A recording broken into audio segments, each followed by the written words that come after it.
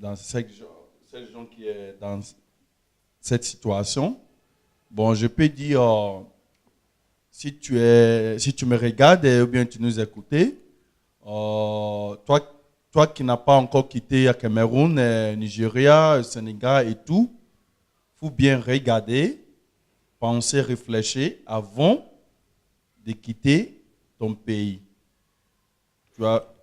Tu vois clair la souffrance, comment les gens de comment on appelle ce pays? La Libye. La Libye, comment ils traitent nos frères, vous seuls et tout. Ils sont vendus comme des moutons. De moutons. On dirait les moutons de la fête de Tabaski, là. Tu vois.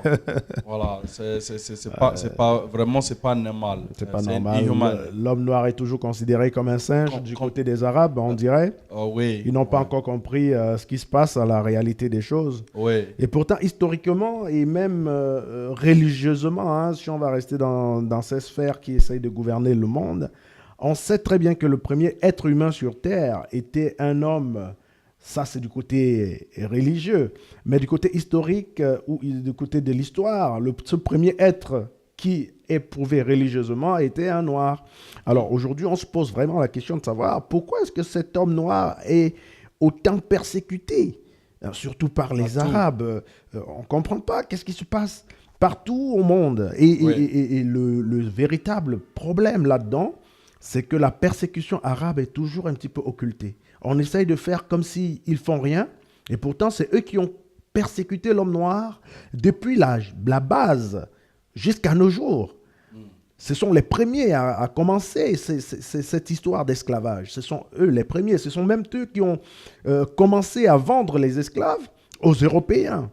Ce qui a suscité chez ces Européens un petit avant-goût de la chose et avant qu'ils ne se lancent eux aussi.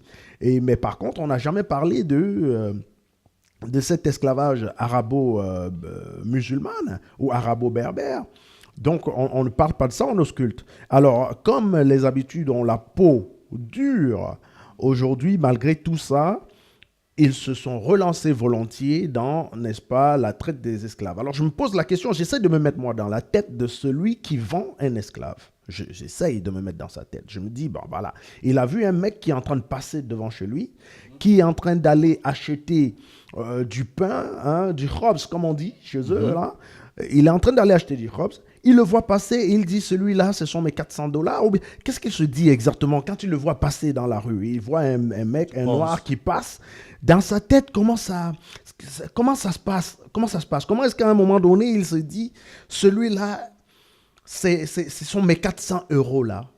Lui, c'est 400 euros. Alors, je vais le prendre, lui, toute sa famille. Ils sont 10 et les noirs, ils se reproduisent beaucoup. C'est très bien. Ils sont 10. Ça me fera 400 euros fois 10. Ça me fera 4000 euros. Donc, je me demande comment est-ce qu'il fait. $400. $400, voilà. Fois 10, ça fait 400 euros. Ça fait $4000.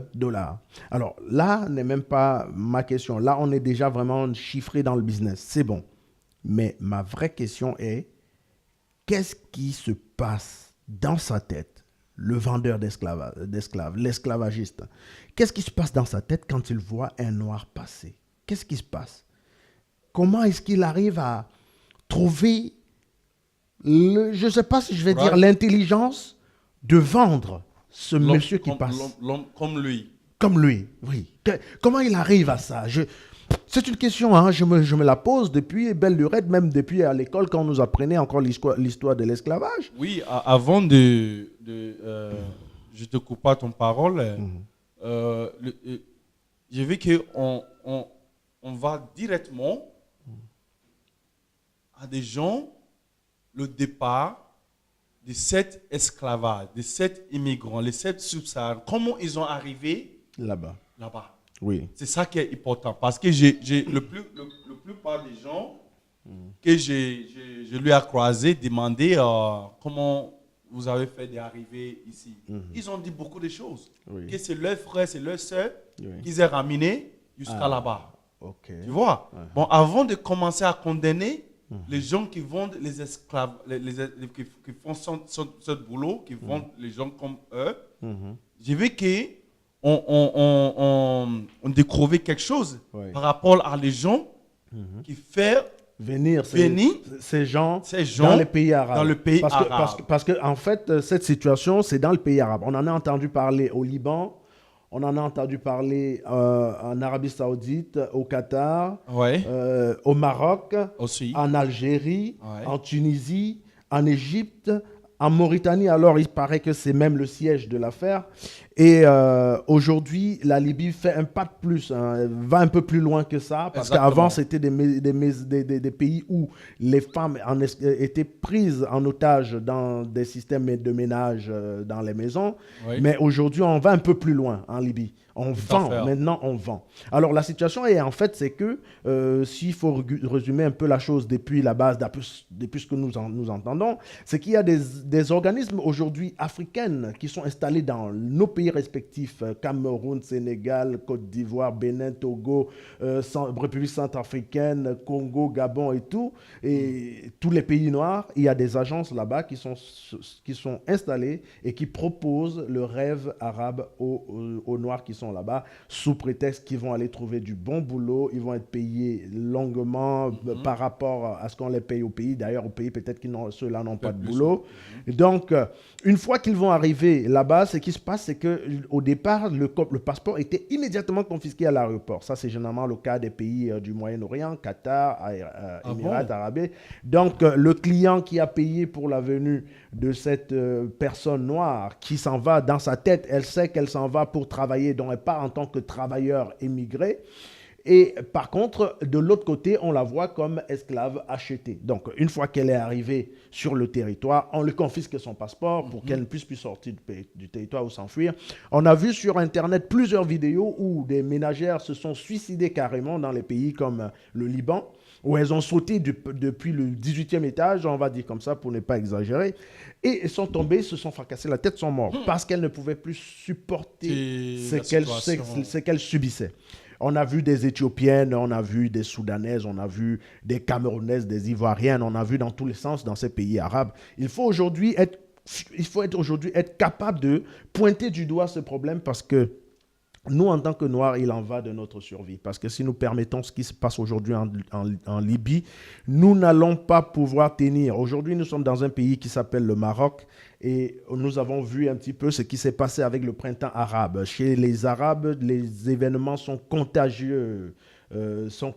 Donc, si l'événement de la Libye n'est pas traité avec force, avec détermination, il n'est pas rare de savoir que cet événement peut aussi se porter du côté du Maroc où nous nous trouvons. Donc, aujourd'hui, nous luttons pour notre propre survie et nous devons dénoncer avec une certaine fermeté ce qui se passe aujourd'hui en Libye. Donc, juste pour revenir sur les conditions, comme tu as signalé tout à l'heure, Dandy, quand ces personnes arrivent dans des pays arabes, ce qui se passe, c'est que l'agence située dans notre pays a un représentant qui est toujours un noir situé dans le pays des Arabes. Donc, ce noir, c'est lui qui va faire entrer ces personnes dans le créneau de l'esclavage. Donc, aujourd'hui, les personnes qui sont parquées en Libye, comme on peut les voir, sont des personnes qui sont venues, pas tous, on ne dira pas tous, mais vous savez, l'histoire est une chose sur laquelle on aime bien jouer avec les mots pour pouvoir tirer son épingle du jeu. Et donc, c'est pourquoi à chaque fois, on dit non, pas tous. Par exemple, pour bien enrichir ce que je dis, si on dit que les Arabes sont racistes, vous allez voir que des gens viendront vous dire pas tous. Il y en a qui sont racistes, il y en a qui ne sont pas racistes, comme dans tous les pays. Donc ça, c'est le côté de l'histoire qui veut endormir le peuple noir. Ceux qui sont là pour vous endormir, c'est ceux qui disent pas tous. Nous, on dit ils sont racistes. Alors, à l'intérieur, c'est à eux de faire les efforts pour ne pas être racistes. Nous, on ne veut pas savoir qui est, qui n'est pas.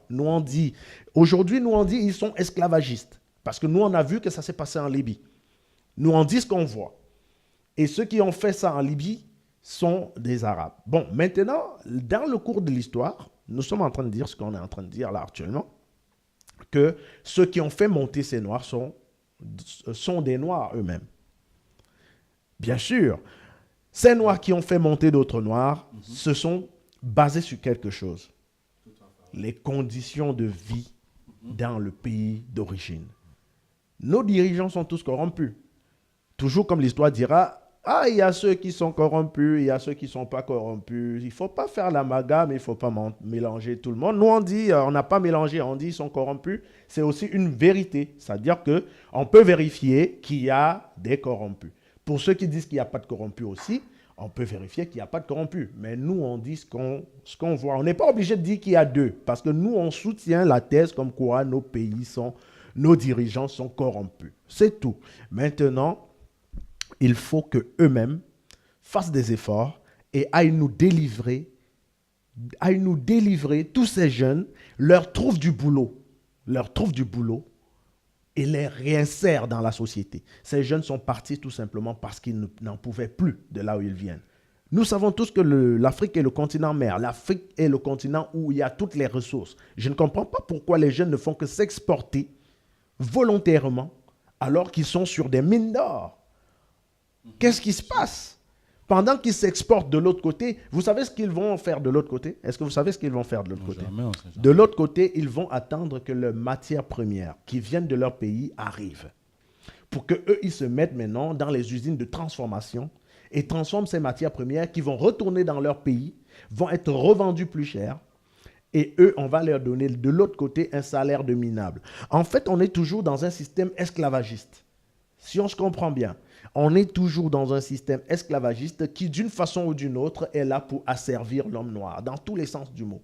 Alors, ils viennent chez nous, ils prennent des matières premières, ils ne payent personne, et ces personnes, et les Noirs qui sont restés chez eux sentent qu'ils n'ont plus de boulot, et qu'il y a plus de boulot en Europe. Pourquoi il y a plus de boulot en Europe? Parce que la matière première, elle est en Europe. Il faut la transformer, il faut de la main-d'œuvre pour la transformer. Alors maintenant, on vous dit, on ne va pas vous donner le visa, parce que vous donner les visas, c'est vous prendre en charge.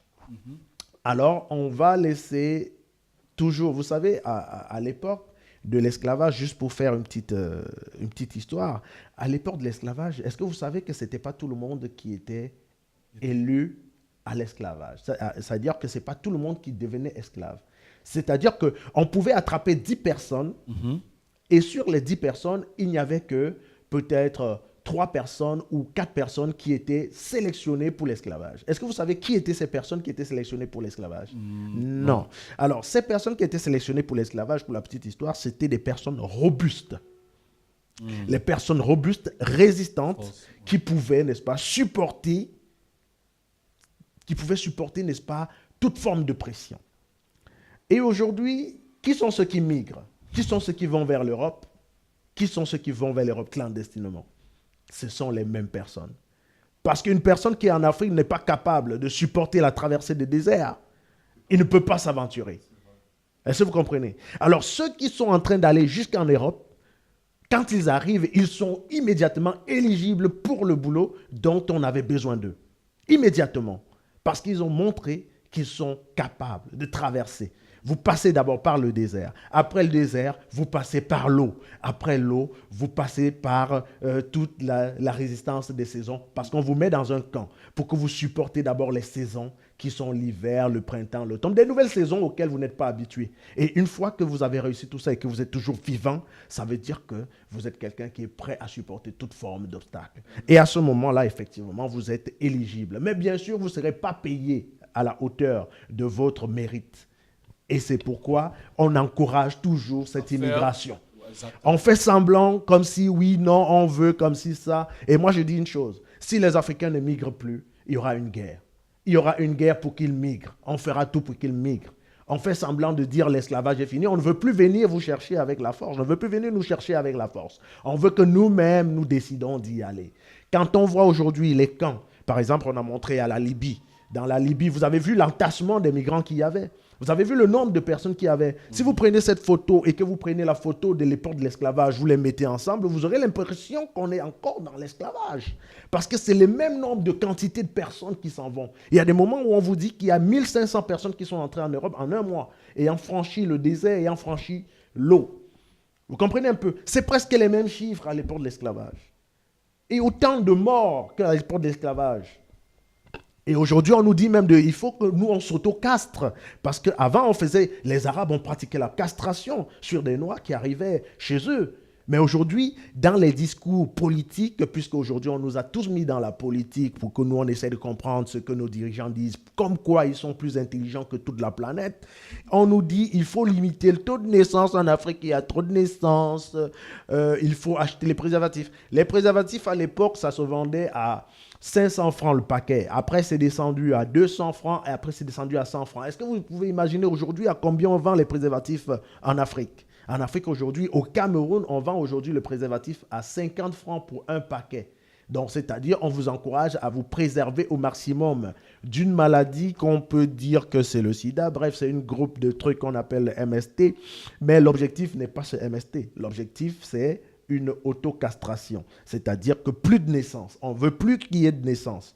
Parce que vu le flux de migrants qui s'exportent tous les jours, si derrière, il n'y a pas de reproduction, on est sûr qu'à un moment donné, en Afrique, il n'y aura plus personne et on pourra simplement venir tout normalement récupérer tout ce qui reste parce qu'il n'y a plus personne. Vous voyez un peu ce que je veux dire? Donc, moi, ce que je dirais déjà ici tout de suite, c'est d'appeler les Africains à une reproduction massive. Il faut que les Africains se reproduisent au maximum qu'ils peuvent parce que c'est dur. Et s'ils se reproduisent, qu'ils sachent que se reproduire est dans l'état normal des choses. Ce n'est pas une volonté humaine de se reproduire ou de ne pas se reproduire. C'est une volonté divine. Dieu lui-même a dit que nous devons peupler la terre. Et nous devons le faire. C'est une obligation divine que nous devons. Comme on nous a dit qu'il y a plusieurs lois de Dieu, parce qu'on nous parle, que ce soit les Arabes, que ce soit les chrétiens ou les musulmans ou quoi, tout le monde nous dit ce que Dieu a dit que nous devons faire. Mais on oublie de nous dire tout le temps que Dieu nous a aussi dit que nous devons peupler la terre. Et pour peupler la terre, ce n'est pas en mettant des préservatifs. Voilà. Bon, libre à tout un chacun de faire comme il veut au niveau des préservatifs. Moi, je ne suis pas là pour donner une leçon aux gens sur l'utilisation de préservatifs, mais je suis là pour leur dire simplement ce qui est réel, ce qui est vrai. Dieu nous a demandé de peupler la terre, nous allons peupler la terre. Voilà, donc c'est tout discours humain par rapport à ce que Dieu a dit est un discours nul et bordé d'intérêts politiques. Ça ne nous intéresse pas. Avec Dieu, on ne fait pas les élections. Avec Dieu, on est là pour ce qu'on appelle la vie éternelle. Et la seule façon d'assurer la survie de l'homme, c'est de se reproduire. Un homme qui ne se reproduit pas est un homme qui a plutôt opté pour la destruction de l'humanité. Bon, donc bref, on ne va pas rentrer dans les fonds de ça. Ce n'est pas l'objet de notre... c'est pas l'objet, n'est-ce pas, de notre petit débat aujourd'hui, de notre petite émission aujourd'hui. Nous allons tout simplement dire que nous appelons de façon ferme les gouvernements africains à venir en Libye. On ne dit pas d'envoyer des lettres diplomatiques, ça ne nous intéresse pas. On dit aller en Libye, physiquement, voilà. Parce que vous savez, au temps de l'esclavage, je vais vous dire une chose aussi que peut-être vous ne savez pas, au temps de l'esclavage, les Arabes et les Occidentaux ont toujours manqué de respect aux Africains. Aujourd'hui, nous sommes à l'ère de l'Internet. Et c'est très bien parce que c'est pour ça que je veux que les présidents africains, les dirigeants africains aillent en Libye. À l'époque de l'esclavage, pour revenir sur ma petite histoire, un roi du Congo avait été mis en esclavage avec ses femmes, ses fils, par le roi du Portugal. Ça, c'est une histoire que beaucoup de gens ne savent pas. Et pourtant, on l'avait promis que s'il était chrétien, on ne devait pas le mettre en esclavage. Il a été chrétien, il a mis toute sa famille en christianisme. Et un jour, il s'est levé le matin, il a vu qu'on avait ramassé tous ses enfants, ses femmes et tout, pour mettre en esclavage. Et quand il a voulu parler, lui-même, on l'a mis en esclavage. Donc, comme l'histoire se répète généralement, je demande à nos dirigeants d'être courageux, d'aller en Libye, d'aller sur place là-bas et de demander que tout cela cesse. Et même d'incarcérer les personnes qui sont, n'est-ce pas, à hauteur de cette situation. Et si possible même, demander à la Libye de présenter ses excuses au peuple noir. Voilà. Donc, c'est ce que je propose, moi, comme solution finale à ce problème. Et qu'il ne reste pas tout le temps à nous parler des affaires politiques, les élections présidentielles qui se tournent toujours au drame, les élections législatives, telle personne a fait ci, telle personne a fait ça. Et que les Africains arrêtent un petit peu avec le passe-temps favori sur Internet pour nous parler des affaires qui ne nous intéressent en rien. Il y a une situation comme celle-là, moi je vous garantis qu'il n'y a même pas 10 000 Africains qui parleront de cette affaire. Moi je vous le garantis. Eux, ce n'est pas leur problème. Ils vont se dire, oui, eux, pourquoi ils sont allés là-bas, pourquoi ils ont fait ci, pourquoi ils ont fait ça. Mais je me rappelle encore d'un discours, je me rappelle du discours d'un grand roi africain camerounais qu'on appelait Douala Mangabel, quand les Allemands sont arrivés au Cameroun et qu'ils ont demandé à prendre ces terres. Vous savez ce qu'il a fait, ce monsieur? Il a écrit une lettre aux autres chefs, aux autres chefs de tribus camerounaises. Et dans cette lettre, il a mis une note. Je vous demande de venir m'aider à chasser l'envahisseur. Ne restez pas dans votre zone en vous disant, c'est ton problème. Ce n'est pas mon problème. Parce qu'une fois qu'il aura fini avec moi, il s'attaquera à vous.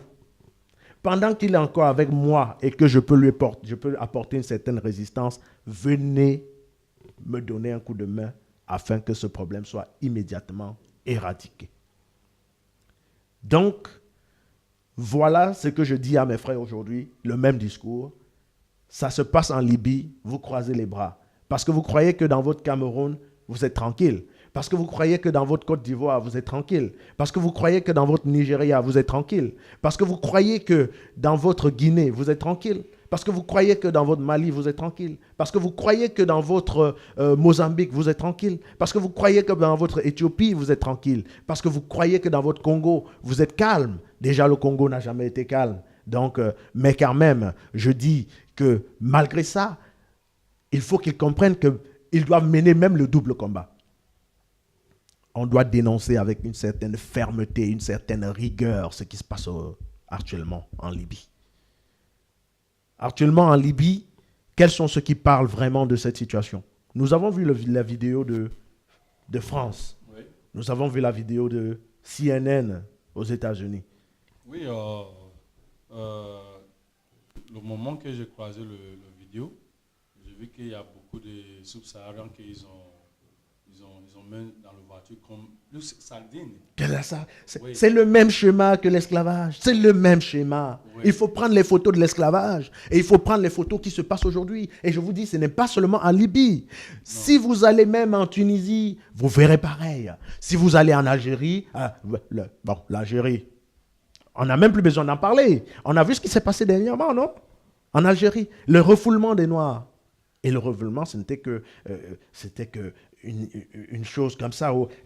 Ce n'était qu'un détail. Il y a les conditions de vie de ces migrants là-bas dans cette Algérie. Oui. Oui. Vous avez vu avec le Maroc aussi. Oui. Donc, il n'est pas aujourd'hui question de laisser passer cette histoire. Il n'est pas question de laisser passer cette situation. Et que tous les Noirs, que ce soit ceux d'Afrique, que ce soit ceux des Caraïbes, ils doivent se mettre debout. Ils doivent se mettre debout. Cette situation est intolérable. Vrai. Cette situation est intolérable et que personne ne se conforte là où il est. Ce n'est pas un esclavage des Africains. C'est un esclavage des Noirs. Les Noirs, c'est vrai. C'est l'esclavage des Noirs. Parce que vous n'avez vu aucun Arabe là-bas qui était aussi un esclave, qui était aussi vendu. Et on vous dit bien que les Arabes aussi sont des Africains. Ceux qui sont au Maghreb, les Arabes qui sont au Maghreb sont des Africains ou pas? C'est des Africains, non? Donc ce n'est pas un esclavage d'Africains, c'est un esclavage de Noirs. Et je dis bien qu'un Noir qui est aux États-Unis, qui a été vendu, qu'il ne soit pas surpris que dans le futur, il soit revendu. Il sera revendu. Que tous les Noirs se mettent debout. Cette situation ne doit pas rester comme ça. Oh. Et c'est ceux qui avaient commencé l'esclavage qui relancent encore le business aujourd'hui. Ce sont les Arabes qui ont commencé l'esclavage. Pour ceux qui ne le savent pas, je vous le dis clairement, ce sont les Arabes qui ont commencé. On a occulté cette situation pendant des siècles et des siècles.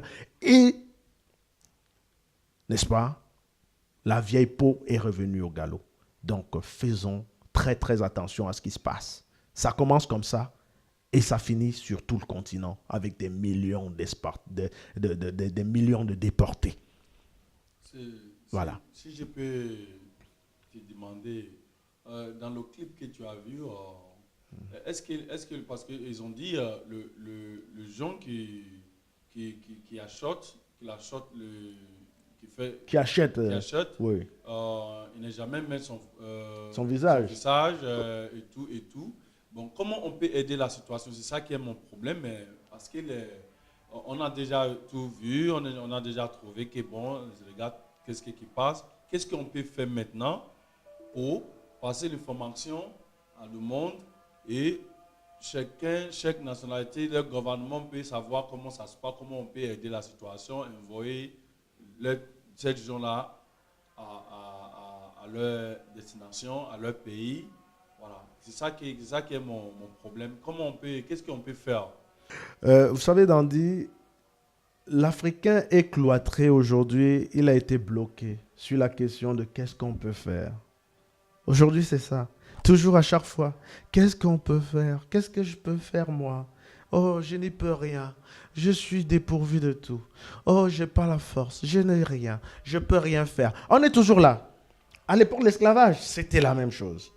À l'époque de la colonisation, c'était la même chose. À l'époque de la néocolonisation, c'était la même chose. Aujourd'hui, on est au retour de l'esclavage. On a fait le cycle. On a fait le tour. On relance. Et nous, on n'a pas toujours eu de solution. On ne sait pas comment on va faire. Bon, maintenant, c'est entre nous. Avant d'aider les Arabes qui vendaient nos frères, nos soeurs aujourd'hui. Bon, entre nous, le subsaharien, il y a les esclavages, il y a les trucs comme ça. Bon, et pour moi, si on m'a demandé quoi est la solution, c'est pour dire à tout le monde, tous les subsahariens, à n'importe quelle information que n'importe qui a reçu par rapport à des gens qui vendent, qui transmettent, qui fait sortir nos frères, nos soeurs dans leur pays. Pour repasser cette information à les autorités, NGO, n'importe quoi. Pour qu'on puisse arrêter des gens qui font sortir nos petites soeurs, nos grands frères, nos soeurs et tout ça. Parce qu'avant d'arriver dans cette coin, ces gens, ces migrants, ne peuvent pas arriver à Libye, le coin que tu ne connais jamais. Ça te dit, il y a des gens qui sont le responsable, il y a des gens qui sont dedans. Parce que tu ne peux pas aller en Libye maintenant pour que tu arrêtes. Quels gens tu connais là-bas?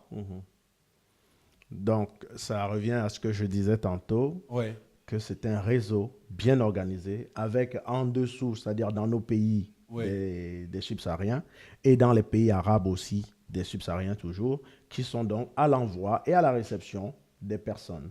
Mais je disais que le principe, c'est quoi dans tout ça? C'est le besoin en clientèle.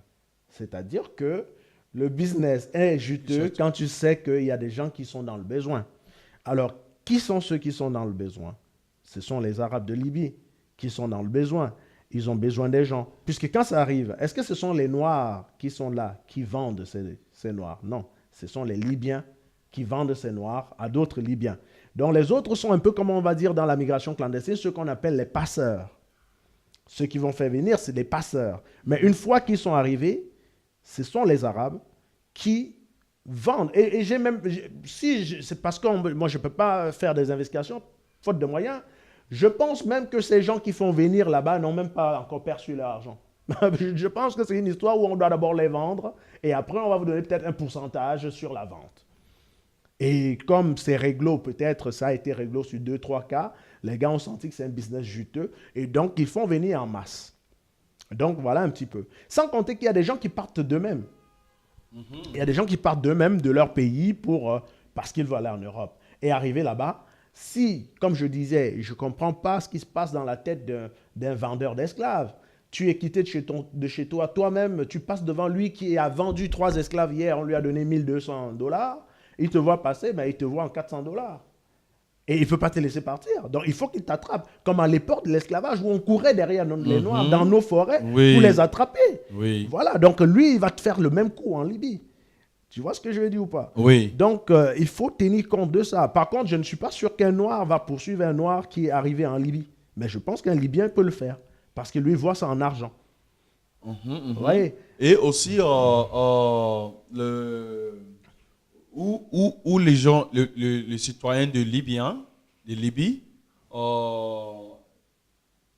quelques mois passés ou bien l'année passée, je suis au courant de ça qu'à chaque fois qu'ils ont arrêté des immigrants dans le bord de la mer, ils mettent les gens là sur la prison. Dans les cages, Dans le c'est cage. pas la prison, Voilà. c'est des eaux où on les jette des bananes comme des animaux. Ah bon? Ah oui, il y a des vidéos. On les jette des bananes comme les animaux, on les demande de sautiller comme des singes et ça fait rigoler la troupe. Donc, et ce zoo, c'est pas aujourd'hui que ça existe. Ces zoos ont toujours existé. À l'époque même, au niveau de l'Europe, le dernier zoo, d'après l'histoire, on a trouvé ça en Belgique. C'était un zoo des enfants congolais. Aujourd'hui, les Arabes font ce zoo. Nous, on a même on est en train de se poser la question, est-ce que ce n'est pas eux qui ont commencé ce zoo parce que ce sont eux qui ont commencé l'esclavage? Voilà, donc, on ne va pas être long. On va tout simplement dire... on va pas être long, Dandy. Tout ce que nous allons dire, c'est que cet esclavage cesse immédiatement. Voilà, c'est tout ce que nous allons dire. Et que nous appelons le peuple libyen à revenir à la raison. Et nous demandons à tout Africain, oisif qu'il soit, de laisser tomber ce business. Exactement. C'est une honte pour l'Afrique. Voilà. Merci. Mesdames, Mesdemoiselles, Messieurs, c'est ici que va s'achever ce petit programme uniquement, n'est-ce pas, d'éveil sur rdumboa.com. À bientôt.